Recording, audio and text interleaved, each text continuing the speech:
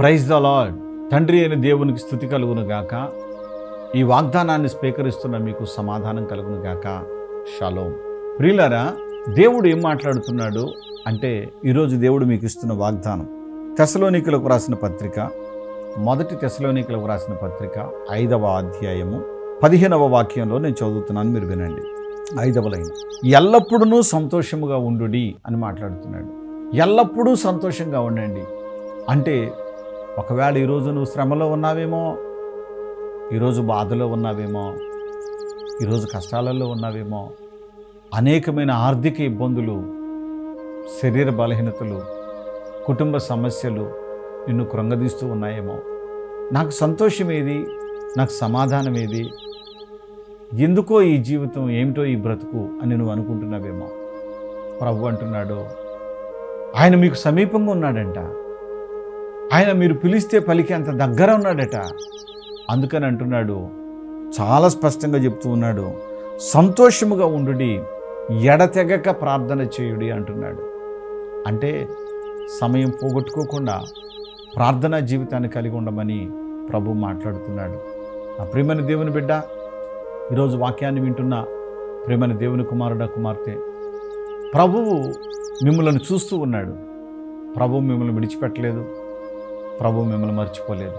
మీ కష్టాలలో ఉన్నారని తెలిసే ప్రభు అంటున్నాడు, నువ్వు సంతోషంగా ఉండు, దేని గురించి చింతపడొద్దు అని ఫిలిప్పీ పత్రిక 4వ అధ్యాయము 4వ వాక్యం నుండి మాట్లాడుతూ ఉన్నారు. ఆనందించండి. కారణం ఏంటంటే, నీ దేవుడు శ్రీమంతుడు, నీ దేవుడు పరమవైద్యుడు, నీ దేవుడు సమాధానకర్త. ఆయన నీకు సహాయముగా ఉండి, ఆయన నిన్ను దీవించడానికి, ఆయన నిన్ను ఆశీర్వదించడానికి సిద్ధంగా ఉన్నాడు.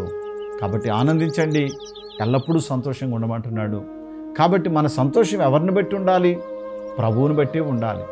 ఎందుకు ప్రభువుని పెట్టానంటే, ప్రభువు నీ కార్యములన్నీ సఫలము చేయువాడు, నీ కష్టములన్నీ తొలగించువాడు. ఈ మానవుల వల్ల కానీ ఈ కార్యము దేవుని వల్ల మాత్రమే అవుతుంది కనుక, ఆ దేవాది దేవుడి మీద మీరు మనసు పెట్టండి. ఈరోజే దేవుని కార్యాన్ని మీరు చూస్తారు. పాస్టర్ గారు, కష్టాలు ఎన్నున్నా తప్పనిసరిగా నేను సంతోషిస్తానండి, కారణం దేవుడు ఉన్నాడని నేను నమ్ముతున్నాను అని మీరంటే, మీకోసం చిన్న ప్రార్థన చేస్తా. కన్నులు మోస్తారా అండి? పరిశుద్ధుడా, ప్రేమగల తండ్రి, మీకు స్తోత్రాలు నాయనా. మీ కృప, మీ కనికరము నీ బిడ్డల మీద ఉంచండి, దీవించండి ప్రభువా. దివ్యమైన మీ ఆశీర్వాదములు ప్రభువా ఈ లోకానికి పంచి ఇచ్చుచున్న దేవుడవు. ఇదిగోనైనా ఈ వాగ్దానాన్ని స్వీకరించిన బిడ్డలను మీరు ఈరోజే ఆశీర్వదించండి. వారి ఆనందమునకు నాయనా సంపూర్ణత కలుగునట్లు సహాయమును చేయండి. వ్యాధుల నుండి విడుదల నాయనా మీరు అనుగ్రహించండి. చాలామంది బిడ్డలు గర్భవతులు కాలేదు ప్రభువా, బిడ్డలు లేరు నాయన. వారందరినీ గర్భవతులుగా చేయండి, బిడ్డలు గల తల్లిదండ్రులుగా చేయండి, తల్లిదండ్రులుగా మీరు ఆశీర్వదించండి. కృపలో బలపరచమని నాయన, ఆర్థికపరమైన విషయాలలో చితికిపోయిన బ్రతుకులను తిరిగి మరలా చిగురింప చేయమని యేసు నామమును వేడుకొనుచున్నాను తండ్రి, ఆమేన్. Praise the lord. దేవుడి వాగ్దానము మీ జీవితంలో నిశ్చయముగా నెరవేర్చును గాక, ఆమేన్. 6 లక్షల అప్పులు ఉన్నాయి. నా అప్పులన్నీ తీరిపోతే నేను 7 నెలలు వస్తాను, ఒక టీవీ కార్యక్రమం స్పాన్సర్ చేస్తానని అనుకున్నానయ్య. నా అప్పులన్నీ తీరిపోయినాయి, నేను స్పాన్సర్ చేశాను. 6 లక్షల రూపాయల అప్పులతో ఈ పరిశుద్ధాత్మ అభిషేకం అందరూ పండుకొచ్చారు. అభిషేకింపబడటం, అందరూ ఫలాన్ని భుజించడం, 7 మాసాలు రావాలని తీర్మానం చేసుకోవటం, అదే రీతిలో టీవీ కార్యక్రమానికి స్పాన్సర్ చేయాలని కూడా మొక్కుబడి చేసుకోవటం జరిగింది. ఆశ్చర్యకరమైన రీతిలో దేవాతి దేవుడు మల్లేశ్వరి గారి యొక్క కుటుంబంలో ఉన్నటువంటి 6 లక్షల రూపాయల అప్పులు తీరిపోవడం జరిగింది. ఈరోజు టీవీ కార్యక్రమానికి స్పాన్సర్ చేయడం జరిగింది. దేవుడు చేసిన మేలును బట్టి దేవునికే స్తుతి కలుగును గాక. కొయ్యలగూడు నుంచి వీరు రావడం జరిగింది. కృపారత్నం గారు వీరు. ఈమెకి కాల్లో ఏదో గుచ్చుకుంది, ఈమెకేమో బీపీ షుగర్లు కూడా ఉన్నాయి. వాటి కారణంగా 4 రోజుల పాటు దాన్ని నెగ్లెక్ట్ చేశారు. చేసేటప్పటికీ అది కాస్త ఇన్ఫెక్షను గూడు కట్టేసి అది పెద్దగా చీము అదంతా కూడా తయారైపోయిందనమాట. ఆపరేషన్ చేశారు. ఇక మంచం మీదే 3 నెలల పాటు ఈమె ఉండడం జరిగింది. అట్లాంటి పరిస్థితుల్లో టీవీలో దైవజనులు క్రీస్తు రాయబారి గారు వాక్యం చెప్తూ ఉంటే వీరు చూశారు. ఆ వాక్యం విని ఎంతగానో బలపడ్డారు. దేవా, ఆ దైవజనుడి దగ్గరికి నేను వెళ్ళి ప్రార్థన చేయించుకుంటాను, నాకున్న ఈ గాయాన్ని మాన్పివేయనైనా, నన్ను స్వస్థపరచునైనా చెప్పేసి ఆ టీవీలో దైవజనులు క్రీస్తు రాయబారి గారు చేస్తున్న ఆ ప్రార్థనలో వీరు ఏకీభవించి తాడేపల్లిగూడెం కూడా వచ్చి ఇక్కడ ఆరాధనలో పాల్గొనాలని చెప్పేసి తీర్మానం చేసుకున్నారు. ఆ తీర్మానం చొప్పున ఈ సంవత్సరం విశ్వాసంతో ఇక్కడికి వస్తూ ఉన్నారు. తైలం పోసి దైవజనులు అభిషేకించి ప్రార్థించి ఆశీర్వదించిన అంజూర పండు ఇవ్వగా ఆ పండు తిని వెళ్ళిన తర్వాత బీపీలు, షుగర్లు అవన్నీ కూడా నార్మల్గా వచ్చేసాయి. ఇప్పుడు ఈమె యొక్క ఆరోగ్యం పూర్తిగా కుదుటపడింది. ఇంకా కాలికి అయినటువంటి ఆ యొక్క గాయం పూర్తిగా నయమైపోగా అదే కాలుతో నడుస్తూ ఉన్నారు, పని చేసుకుంటున్నారు, ఏ ప్రాబ్లం లేకుండా జీవిస్తూ ఉన్నారు. ఈ సహోదరి విషయంలో దేవుడు చేసిన ఈ స్వస్థతను బట్టి దేవునికే మహిమ కలుగును గాక. హల్లెలూయా. పరిశుద్ధాత్మ అభిషేక అంజూర పండుగ జరుగు స్థలముల వివరములు. పెద్దడోర్నాలలో జూన్ నెల 4వ తేదీ గురువారం ఉదయం 8 గంటల నుండి జరుగును. స్థలం కల్వరి స్వస్థతశాల, పోస్టాఫీస్ వెనుక, కర్నూలు రోడ్, పెద్దడోర్నాల.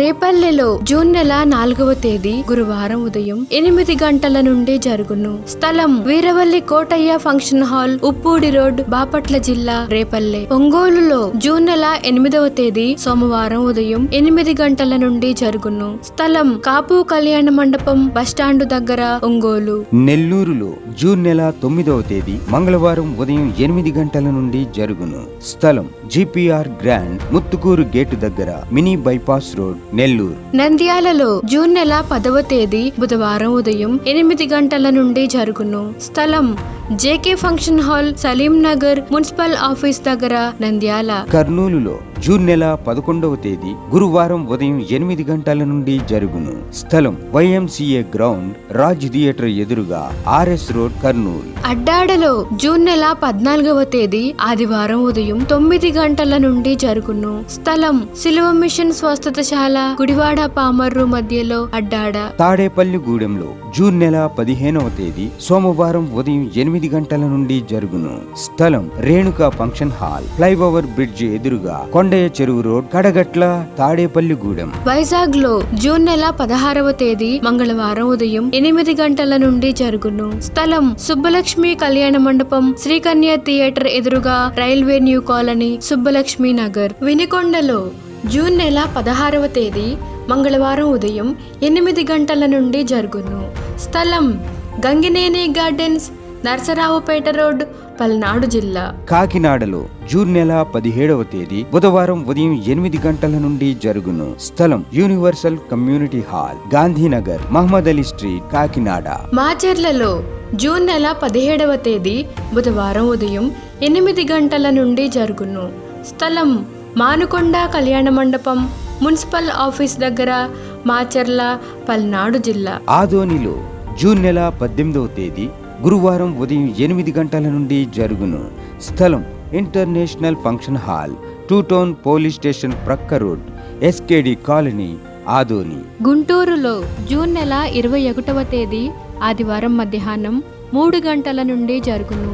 స్థలం LEM high school ground, LADS centre, Brodipet, Guntur. రాజమండ్రిలో జూన్ నెల 22వ తేదీ సోమవారం ఉదయం 8 గంటల నుండి జరుగును. స్థలం Lutheran church ground, Jampeta, church gate, Apsara theatre దగ్గర, రాజమండ్రి.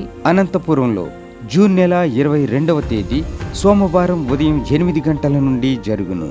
స్థలం Sri Padmavathi function hall, old Ramana Ramesh theatres, old town, Anantapur. నూజివీడులో జూన్ నెల 23వ తేదీ మంగళవారం ఉదయం 8 గంటల నుండి జరుగును. స్థలం కృష్ణా విలాస్ ఫంక్షన్ హాల్, బంగినపల్లి తోట, Krishna Vilas colony, opposite Saint Thomas high school road, Nuzvid, Eluru జిల్లా. నర్సరావుపేటలో జూన్ నెల 24వ తేదీ బుధవారం ఉదయం 8 గంటల నుండి జరుగును. స్థలం paradise function hall, Ravipadu road, hotel 6 ఎదురుగా, నర్సరావుపేట, పల్నాడు జిల్లా. ఏలూరులో జూన్ నెల 28వ తేదీ ఆదివారం సాయంత్రం 4 గంటల నుండి జరుగును. స్థలం Subhalekha convention, Chintalapudi road, Kandrikagudem centre, Eluru.